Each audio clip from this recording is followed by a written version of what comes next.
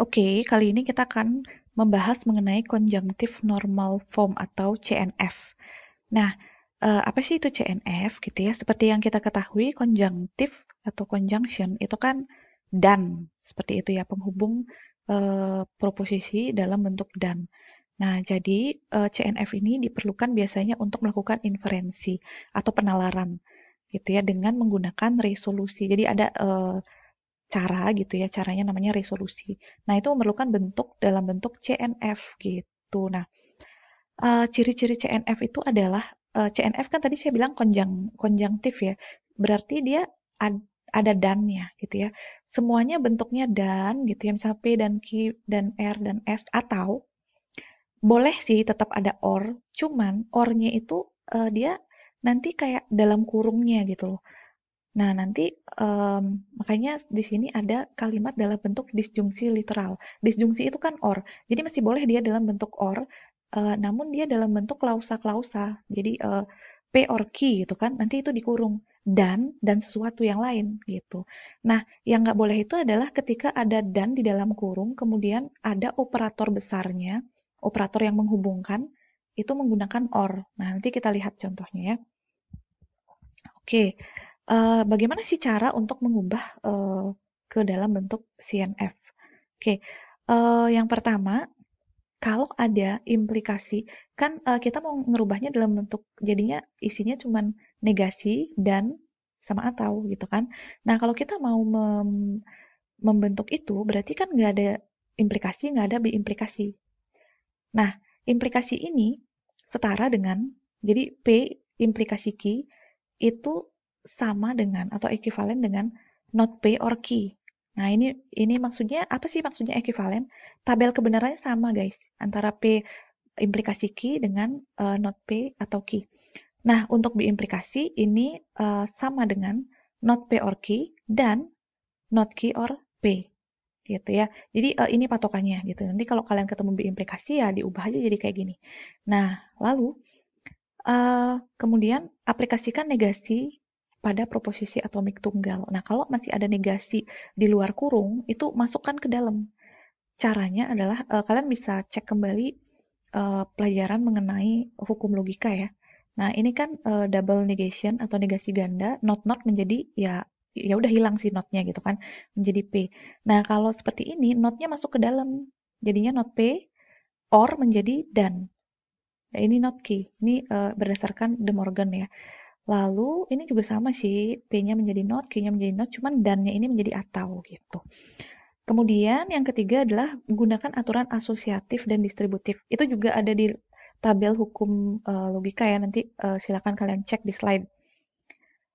Nah, contohnya nih, kalau seperti ini sebenarnya kurungnya bisa digeser-geser, asalkan operatornya sama guys. Misalnya sama-sama OR, sebenarnya bisa diputar-putar aja gitu. P atau Q yang dikurung, atau Q atau R-nya. Atau boleh juga sih sebenarnya P atau R yang dikurung, kemudian atau Q gitu. Nggak ada masalah, ditukar-tukar aja. Yang penting sama-sama N, sama-sama OR gitu ya. Ya udah. Nah, yang distributif bedanya adalah kalau tandanya dia berbeda. Kalau ini kan sama-sama OR, ini sama-sama N. Nah, di sini ini ada N, ini ada OR. Ini kayak perkalian dengan penambahan gitu loh. Jadi, ini kan R atau. Jadi semua pasti akan ada R atau. Yang di dalam bawa keluar N. Ini juga sama ya. Nah, sasaran kita karena bentuknya karena CNF gitu ya, konjungtif konjungtif normal form, yang ini nggak boleh ada n di dalam gitu, itu nggak boleh gitu. Justru yang ini sebenarnya. Nah, yang ini boleh karena or-nya dia di dalam kurung. N-nya ini kan yang di luar gitu. Ini or di dalam kurung. Nah, kalau yang ini nggak konjunktif sih dia. Karena kan dia di sini penghubungnya adalah or ya. Ini masih ada n-nya di dalam kurung. Harus dikeluarkan n-nya. Nah, ini yang CNF bentuknya. Yang ini yang atas, ini yang CNF. Gitu ya. Kalau yang ini semua ini udah CNF sih sebenarnya. Yang ini contoh ini udah CNF. Oke, seperti itu ya. Jadi intinya nggak boleh ada dan di dalam kurung terus tiba-tiba ada or di luarnya gitu. Yang boleh itu adalah or-nya yang di dalam kurung, terus ada n di luar, atau semuanya or aja, atau semuanya n aja, gitu. Gitu ya. Nah, kemudian kita buat kalimat terpisah-pisah dari setiap konjungsi. Maksudnya gimana? Jadi ini kita buat ini satu kalimat, ini satu kalimat. Jadi kalimat satu dan kalimat dua gitu. Kalau yang ini berarti ini jadi satu nih, ini satu kalimat karena or semua. Nah, kalau n berarti dia satu kalimat, dua kalimat satu, kalimat dua, kalimat tiga gitu. Intinya setiap satu ketemu satu n itu jadi satu kalimat gitu loh. Oke. Kemudian, nah sekarang mari kita terus ngapain ada CNF itu gitu kan? Karena kita ingin membuktikan kebenaran sebuah proposisi dengan resolusi. Nah, ini adalah cara-caranya. Kita buat dulu ke dalam CNF. Apapun proposisinya, sepanjang apapun, pokoknya di CNF-kan dulu. Setelah itu, tujuannya membuktikan apa? Misalnya tujuannya adalah membuktikan apakah benar bumi itu bulat gitu kan. Berarti kita buat negasinya, bumi itu tidak bulat gitu kan. Karena goal kita adalah mengetahui bumi bulat. Berarti negasinya bumi tidak bulat. Nah, lalu kita tambahkan tuh sebagai pernyataan baru. Baru deh kita coba kerjakan dengan menggabungkan gitu ya. Jika ada pernyataan yang berkebalikan, L kemudian ada not L, ini kan kalau di done jadinya false ya. Nah, jadi kalian bisa lihat kembalilah hukum logika ya. Jadi negation law jadinya false gitu. Jadi nanti kalau apapun or false itu pasti jadinya apapun gitu. Nah, jadi false-nya hilang nanti. Nah, itu nanti ada di hukum logika juga ya. Nanti bisa lihat di hukum logika. Nah, langsung aja contohnya ya. Jadi ini fakta-fakta yang kita ketahui bisa juga kita sebut sebagai basis pengetahuan ya. Nah, Andi anak yang cerdas. Ini fakta satu. Kemudian fakta yang kedua, jika Andi anak yang cerdas dan rajin belajar, maka ia akan menjadi juara kelas. Fakta ketiga, jika Andi makan bergizi atau cukup beristirahat, maka ia rajin belajar. Kemudian yang keempat, Andi beristirahat dengan cukup. Nah, buktikan apakah Andi akan menjadi juara kelas. Nah, jadi dari 4 knowledge base ini, kita akan lihat apakah Andi jadi juara kelas. Nah, oke, pertama kita ubah dulu ya menjadi pernyataan, menjadi proposisi gitu ya. Nah, kita buat nih dari pernyataan-pernyataan ini kita buat dulu proposisi tunggalnya nih ya. Sampai Andi anak yang cerdas, Q, Andi anak yang rajin belajar, R, Andi akan menjadi juara kelas. Jadi pisah-pisah dulu satu-satu. Atau bisa juga sih langsung kalian buat begini kalau misalnya kalian udah bisa ya. S, Andi makan bergizi, T, Andi beristirahat dengan cukup. Nah, baru deh masukkan tuh. Misalnya Andi anak yang cerdas, berarti kan dia P. Jika Andi anak yang cerdas, berarti jika itu berarti implikasi ya. Andi anak yang cerdas dan rajin belajar, berarti cerdas P dan rajin belajar, P dan Q, maka berarti panah nih. Ini kan implikasi R. Andi akan menjadi juara kelas gitu. Kemudian berikutnya jika Andi makan bergizi atau cukup beristirahat, ini implikasi lagi. Makan bergizi mana? S. Atau berarti or. Cukup beristirahat T. S or T, maka Q. Q itu maka ia rajin belajar. Oke. Kemudian 4, Andi beristirahat dengan cukup. Ini T aja. Nah, oke, mari kita goalnya adalah membuktikan bahwa R benar, Andi menjadi juara kelas. Oke, sesuai dengan langkah, kita ubah dulu menjadi CNF. Jadi kan ini ada 1, 2, 3, 4. Nah, oke ya, ada 4 proposisi. Yang proposisi tunggal udah pasti CNF, jadi nggak usah diapa-apain. Nah, yang ini nih masalahnya nih. Ini masih ada implikasi. Hilangkan implikasinya sesuai dengan tadi kan yang depan ini dinegasi, kemudian implikasinya diganti or, kan gitu ya aturannya tadi yang saya jelaskan. Lalu negasi ini harus masukkan ke dalam dong. Nah, jadi not P or not Q or R. Nah, ini kan tinggal dihilangin kurungnya ya. Berarti ini sudah menjadi CNF karena sudah tidak ada or dan tidak ada n di dalam kurung gitu maksud saya. Dan or-nya di luar gitu. Nah, kemudian yang berikutnya S or T ini masih implikasi nih.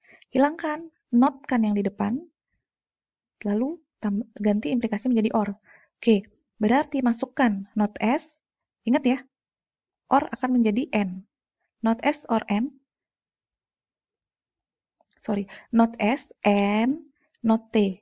Terus ini or key ya. Ini aturannya nanti bisa lihat di tabel ya untuk hukumnya.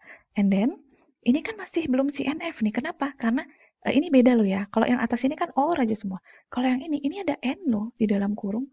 Terus ini orangnya di luar, berarti belum. Berarti kita kalikan dengan distributif gitu. Berarti ini ada or key pasti. Not S, not T. N-nya pindah keluar gitu ya distributif. Berarti ini menjadi dua kalimat. Ingat ya. Kalimat 1 dan kalimat 2. Nah, jadi ada berapa total klausa? 1, 2, 3, 4, 5. Nah, jangan lupa ditambahkan negasi dari goalnya. Goalnya kan R ya, berarti not R. Nah, sekarang baru deh kita akan lakukan resolusinya. Oke, yang pertama kita cek dulu nih. Jadi ini kan ada not R nih. Kita akan cari pasangannya gitu. Pasangan dari not R, cari yang ada R-nya. Jadi pasangan dari not A, cari yang ada A. Pasangan dari A, cari yang not A gitu. Intinya kita mencari yang berlawanan tandanya. Jadi not R ini nggak cocok dengan P. Karena harus mencari R ya. Dia cocoknya dengan yang nomor 2. Jadi urutin dulu dari atas gitu. Oh, nomor 2 nih cocok nih. Nah, berarti ini tinggal dihilangin aja gitu. Ingat ya, ini kan ini N jadinya ya. R dan not R itu akan menjadi false. Sesuai hukumnya, negation law. Berarti ini apapun or F, or false, pasti jawabannya apapun. Karena false ini kan dia tidak akan menentukan, yang menentukan yang depan. Itu sesuai dengan identity law di hukum logika ya. Nah, ini jawabannya. Nah, sekarang not P atau not Q. Cari dari atas ke bawah yang ada P-nya atau yang ada Q-nya. Nah, langsung ketemu kan? Ada P-nya, masuk. Oke, berarti P-nya hilang. Sesuai kayak cara yang tadi ya. Tinggal not Q doang. Ini cari yang ada Q-nya ya. Sebenarnya bisa nomor 3, bisa nomor 4 sih. Nah, cuma kalau kita pilih nomor 3, nanti mentok di not S ya. Kita coba pilih nomor 4 ya, karena dia kan not T sama T ya. Oke, kita pilih nomor 4. Nah, jadi ini hilang kan Q-nya. Jadilah not T. Nah, not T itu kita ambil nih. Yang satu-satunya yang muat kan T. Nah, not T dengan T itu jadi hilang. Nah, karena dihilang berarti hasil akhir kan kosong nih. Udah habis gitu ya. Berarti apa yang kita lakukan, goalnya itu tercapai. Goalnya tercapai itu berarti R itu terbukti. R itu apa tadi? Nah, R itu adalah Andi akan menjadi juara kelas. Jadi seperti itu ya untuk contoh dari resolusi untuk membuktikan suatu kebenaran dari suatu proposisi dengan cara resolusi, dan kita memanfaatkan yang namanya conjunctive normal form.